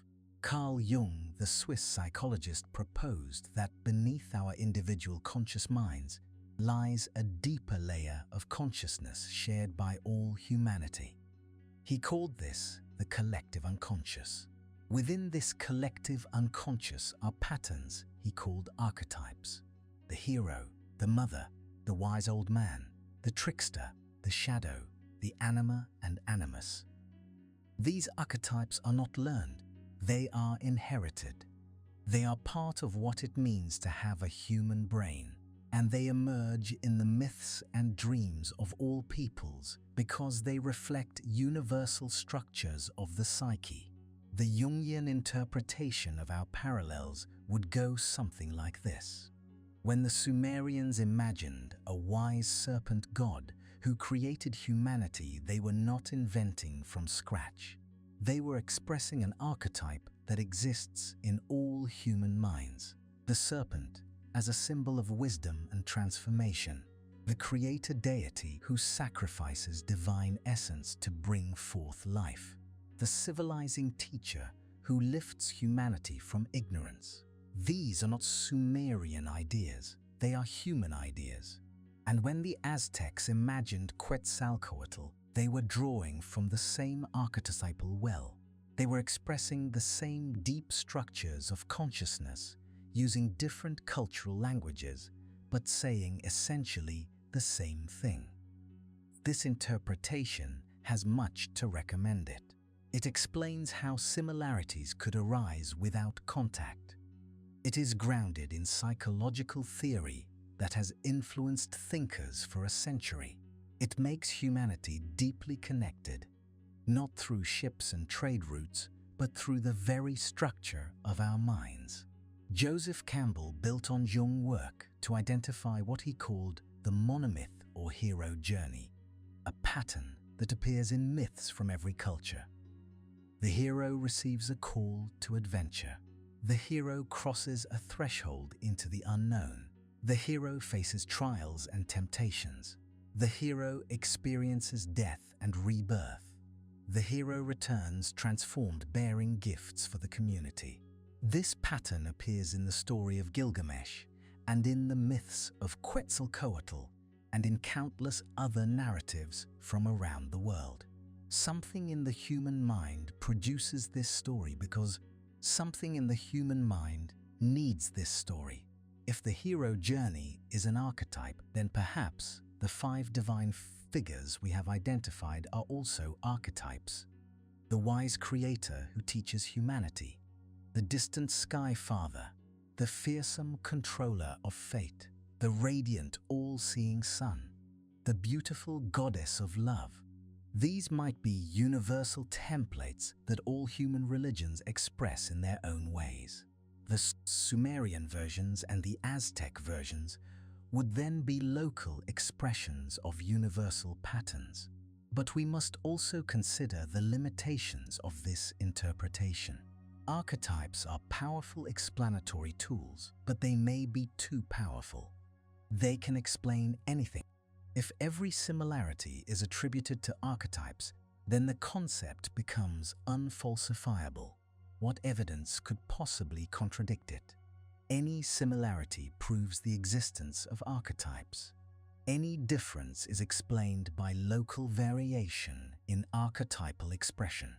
We cannot design an experiment to test whether archetypes exist. We cannot determine the boundaries of what they can and cannot explain. And there is something uncomfortably circular about the reasoning. We observe a similarity. We attribute it to an archetype, but the only evidence for that archetype is the similarity we are trying to explain. This is not necessarily fatal to the theory. Many good theories involve some degree of circularity in their initial formulation. But it does mean we should hold the Jungian interpretation lightly. It offers insights but not proof. It suggests possibilities but not certainties. And it may simply be a more sophisticated way of saying what the mainstream view says. Human beings are similar, so the things human beings create are similar. Whether we attribute this to evolutionary convergence or to archetypes in the collective unconscious, the basic explanation is the same. Human nature produces human patterns. The specificity problem remains. Archetypes might explain why both civilizations had a wisdom deity, or a sun god, or a love goddess.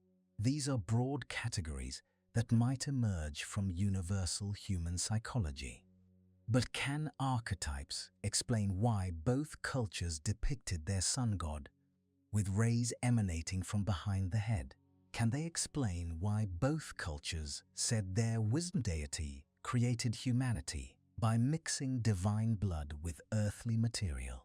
At some point, the specificity of the parallels exceeds what broad archetypal categories can account for.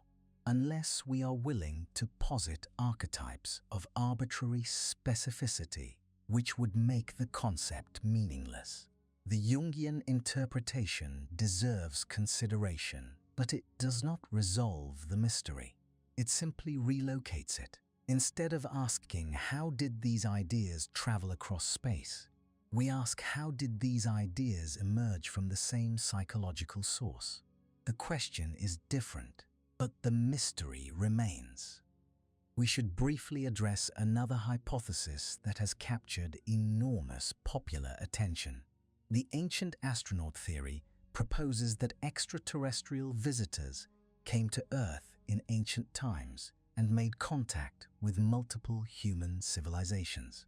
These visitors were perceived as gods by the peoples they encountered. The similarities between Sumerian and Aztec religion reflect the fact that both cultures were describing the same visitors. The same beings from beyond our world appeared in Mesopotamia and millennia later in Mesoamerica, and the humans who met them encoded their experiences in religious imagery. This hypothesis has been popularized through television programs and best-selling books. It appeals to our sense of wonder and our love of dramatic explanations. It connects ancient mysteries to modern questions about whether we are alone in the universe. But we must be clear about the problems with this hypothesis, and the problems are severe. There is no physical evidence for extraterrestrial visitation. No artifacts have been found that could not have been made by human hands with human technology. No materials have been analyzed that require non-terrestrial origin. The pyramids of Egypt and Mexico were built by human workers using human tools over many years. The evidence of their construction is well documented.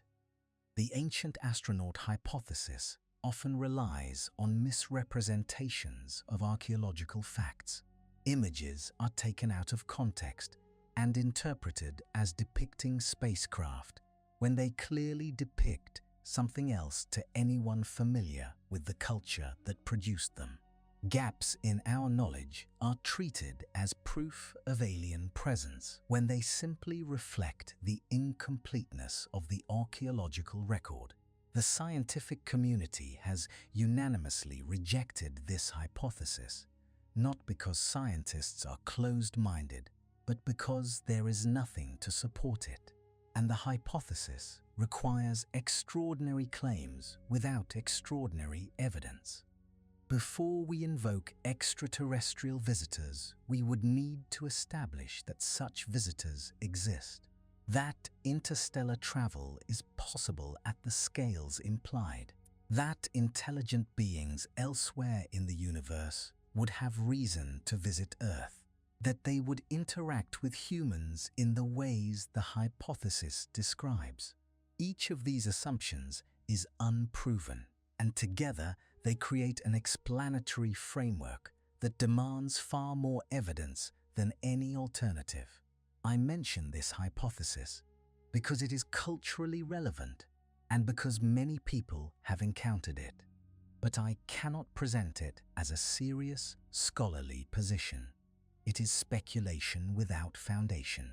The real mysteries of the ancient world are fascinating enough without adding imaginary aliens. So where does this leave us? We have examined the parallels between Sumerian and Aztec religion. We have considered multiple explanations.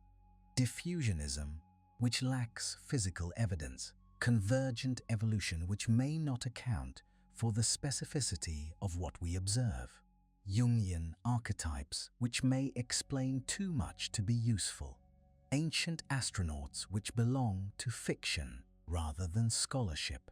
None of these explanations is fully satisfying. None of them resolves the mystery to everyone's satisfaction. And perhaps that is the honest conclusion we must reach. We do not know why these parallels exist. We may never know. The evidence that might explain them was never recorded, or was recorded and lost, or lies still buried beneath the sand, waiting for excavators who have not yet been born. The uncertainty is uncomfortable for those who want clear answers. But perhaps uncertainty is the appropriate response to genuine mystery. Perhaps wisdom lies in acknowledging what we do not know, rather than pretending to know more than we do. The parallels are real. The 5 divine figures we have identified served the same functions in their respective pantheons and were depicted in strikingly similar ways. This is not imagination. This is what the evidence shows. But the explanation for these parallels remains elusive. We can propose theories and evaluate them and find them each wanting in some respect. We can hold the question gently and sit with it without forcing an answer. There is something beautiful in this uncertainty. It reminds us how much we do not understand about the human past, how many stories have been lost to time, how many connections may exist that we have not yet discovered or may never discover. The Sumerians were real people who lived and loved and feared and died. The Aztecs were real people equally. Their gods mattered to them in ways we can only partially imagine. They looked up at the night sky and wondered who had made them and why they were here. And they found answers that shaped every aspect of their civilizations. Those answers have strange parallels across impossible distances. We do not know why. Perhaps someday we will. Perhaps we never will. The mystery remains, and in its mystery lies its power to move us. And so we return to where we began, to 2 temples standing in the darkness before dawn, to 2 priests preparing for their sacred duties, one pressing a reed stylus into soft clay beneath the ziggurats of ancient Ur, the other grinding pigments for the painted codices in the shadow of Tenochtitlan Great Pyramids. 5,000 years and 10,000 miles separating them, an ocean of time and an ocean of water. And yet, when we place their sacred images side by side, when we lay the cylinder seal beside the bark paper page, the same 5 faces gaze back at us. The feathered serpent and the water lord coiled in wisdom, the distant sky father enthroned in the highest heaven, the stormbringer who controls fate and rivals the wisdom deity, the radiant sun who sees and judges all beneath his gaze, the beautiful goddess of love and flowers sacred to Venus. We have traveled far tonight, through reed marshes and floating gardens, through temple precincts and astronomical observatories, through creation myths where gods bleed themselves into existence and humans rise from clay and bone. And what have we learned?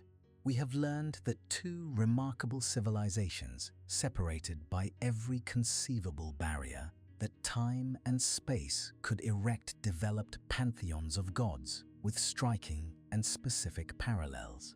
We have examined the evidence carefully and considered multiple explanations. Perhaps ancient contact occurred through means we have not yet discovered. Perhaps the human mind contains deep structures that produce the same divine images across all cultures and ages. Perhaps these are simply the coincidences that emerge when billions of humans across thousands of years all attempt to make sense of the same sun and stars and seasons. Perhaps there are explanations we have not yet imagined. We have no definitive answer, and perhaps that is exactly as it should be, because tonight was never truly about solving a mystery. Tonight was about standing in the presence of something genuinely strange and beautiful, about allowing ourselves to wonder without demanding resolution, about remembering that our ancestors everywhere on this small planet looked up at the same sky and asked the same questions. Who made us? Why are we here? What happens when we die? What forces move the sun and bring the rain and make the crops grow? These are the eternal questions, the questions that have no final answers, the questions that make us human. And perhaps the most remarkable parallel we have discovered tonight is not between gods at all, but between peoples. Between the Sumerian priest pressing his cylinder seal into wet clay and the Aztec Tlamatini painting figures onto bark paper. Between ancient dreamers and modern wanderers. Between you listening now and every human who has ever tilted their head back and gazed into the infinite darkness scattered with points of ancient light. The same stars wheeled above Mesopotamia that wheeled above Tenochtitlan. The same stars that wheel above you tonight, wherever you are. Orion the hunter, whom the Sumerians called the true shepherd of Anu. The Pleiades, whom the Aztecs watched to calibrate their sacred calendar. Venus, the morning star sacred to Inanna and Quetzalcoatl alike. The same lights, the same wonder, the same small human figures standing on the surface of this blue world and reaching upward with their prayers and their questions and their beautiful, desperate hope that someone or something is listening. We are all of us inheritors of this ancient reaching. We carry in our bones the same longing that built ziggurats and pyramids, that painted gods onto temple walls and pressed them into clay, that lifted voices in hymns at dawn and burned incense to sweeten the air for divine visitors. The mystery we have explored tonight is ultimately the mystery of ourselves, of why we create gods in the first place, of why we need meaning and order and story, of why we cannot simply exist but must always ask why we exist. And there is comfort in this mystery. There is rest to be found in questions that have no answers, because questions that have no answers can never disappoint us. They simply remain, beautiful and open, inviting us to wonder again tomorrow. The night deepens over the ruins of where the ziggurat stands silent beneath the stars. Its mud brick walls have been worn by 4,000 years of wind and rain. The temple at the summit collapsed long ago. No priests climb those steps now. No hymns echo in the empty sanctuary. The gods have gone wherever gods go when their worshippers forget them. But the stars turn overhead as they have always turned, carrying their ancient patterns across the darkness. And half a world away in the ruins of Tenochtitlan, where the Templo Mayor once rose 60 meters into the sky, the same stars turn overhead. The pyramid is gone now. The Spanish dismantled it stone by stone and built their cathedral on the same sacred ground. But archaeologists have uncovered the foundations and the offerings buried beneath. Quetzalcoatl still undulates across the fragments that remain. Tonatiuh still stares with his rayed face from the great sunstone that sits now in a museum in Mexico City. And somewhere between these two places, between 5,000 years ago and tonight, between the Tigris and Lake Texcoco, between the world that was and the world that is, the mystery continues. 5 faces in 2 temples. The same faces, somehow. The same reaching towards something greater than ourselves. The same questions echoing across the millennia. The Sumerian priests are sleeping now in whatever realm awaits those who devoted their lives to the divine. The Aztec Tlamatanim have joined them there. Their gods watch over them, still perhaps. The feathered serpent coiled in celestial waters. The distant sky father, enthroned in the highest heaven. The storm lord prowling the edges of the world. The sun gathering strength below the horizon for another dawn. The goddess of love adorning herself with flowers and starlight. We will never know with certainty why the same 5 faces appeared in temples separated by oceans and millennia. We will never solve this mystery with the evidence we possess. But perhaps the mystery itself is the gift. Perhaps the question is more valuable than any answer could be. Perhaps standing in the presence of something genuinely strange and beautiful and refusing to explain it away is its own form of wisdom. The torches gutter low in both temples now. The incense fades to ghost traces in the cool night air. The priests have completed their duties and retired to their chambers. The gods have received their offerings and returned to their celestial domains. The stars turn slowly overhead as they have turned for billions of years and will turn for billions more, carrying their ancient patterns across the darkness, telling their stories to anyone with eyes to see and heart to wonder. Rest now. Let the mystery settle gently around you like a soft blanket woven from starlight and questions. You do not need to solve anything tonight. You do not need to decide what explains the parallels or whether they mean anything at all. You only need to rest in the knowledge that you are part of something vast and ancient and beautiful, that humans everywhere and always have looked up at the night sky and felt what you feel now, that small sense of awe mixed with peace, that gentle wondering, that quiet gratitude for the privilege of consciousness in a universe so full of mystery. Somewhere tonight, a student is opening a book and seeing for the first time what you have seen tonight and feeling what you feel now. The questions continue, the reaching continues, the eternal wondering that began when the first human looked up at the first star and asked who put it there. We are all part of this story. We are all heirs to this ancient longing, and whether the parallels we have explored tonight have a mundane explanation or a miraculous one, we are connected through them. Connected to the priest in Ur pressing his seal into clay.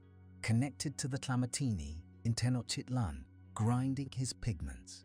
Connected to every human who has ever wondered about the gods. The same sky, the same stars, the same questions burning in the same human hearts. Rest now and let the ancient temples fade into the darkness. Let the 5 faces return to whatever realm they inhabit, between sleeping and waking, between certainty and wonder, between the worlds we know and the worlds we imagine. The mystery will still be here tomorrow. The stars will still turn, the questions will still echo. And somewhere in the space between Sumer and Tenochtitlan, between 5,000 years ago and tonight, between the first temple and the last, the eternal reaching continues.